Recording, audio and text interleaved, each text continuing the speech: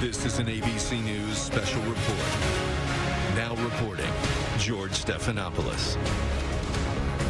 And we are coming on the air right now to address a security threat in Los Angeles this morning. The Los Angeles schools have been closed today after a bomb threat was called into several schools at around 5 a.m. Pacific time this morning. The police called into the superintendent who'd made the decision to close schools for the day. They have also asked parents who have not yet sent their kids to school to keep them at home. I want to go to Matt Gutman on the scene right now in Los Angeles. Matt.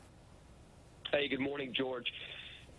Very fluid scene here. The entirety of the L.A. Unified School District has been closed. Nearly 700,000 students, second biggest school district in the country. We're hearing reports that bomb threats, not one, but multiple bomb threats were called into schools. Now, out of an abundance of caution, the entirety of the schools are being closed.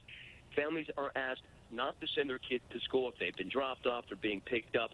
Dozens and dozens of buses have been ordered by dispatchers to turn around, drop the kids off if they are en route, and if they're not en route, to stay put.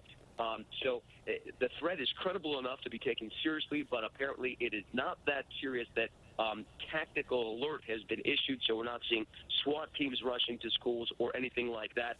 But one thing that we are going to see today, George, is that the entirety of the school district, elementary schools, middle schools, high schools, are going to be checked by the LAPD and the LA Sheriff's Office thoroughly to make sure that the threat was, in fact, not credible. We're hearing that bombs and other packages were the threat, either left at schools or placed there, not exactly clear.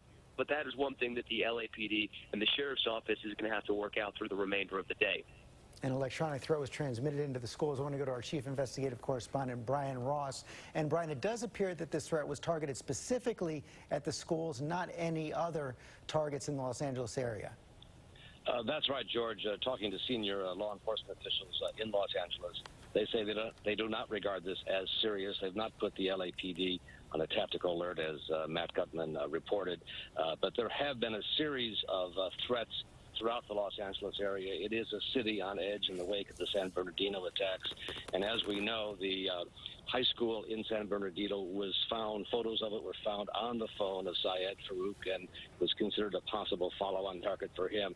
So from the point of view of the Los Angeles school system, there was ample reason to take this action.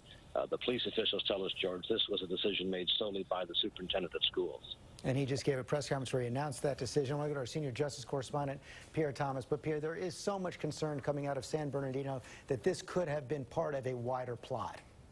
Well, law enforcement officials simply are not taking any chances. Again, senior law enforcement officials tell me that the federal government is seeking additional information about precisely why the LAPD and the school system took this particular position. Their guidance is that, again, a threat was phoned in of some sort. The federal authorities will help them sort through this. But, George, as you mentioned, we're talking about the threat environment right now. The attacks in San Bernardino came on the heels of what happened in Paris. There was great concern about the potential for copycat attacks. Also, we're looking at the anniversary of those Newtown killings at that school system in Connecticut a few years ago. So law enforcement simply is not going to take any kind of chance, particularly with a threat involving children. Not right now. And President Obama also addressed the ISIS threat at the Pentagon yesterday. Everyone on the highest alert. Pierre Thomas, thanks very much. We're going to continue to monitor this all through the day. For now, let's go back to our regular programming. For many of you on the West Coast, that's Good Morning America.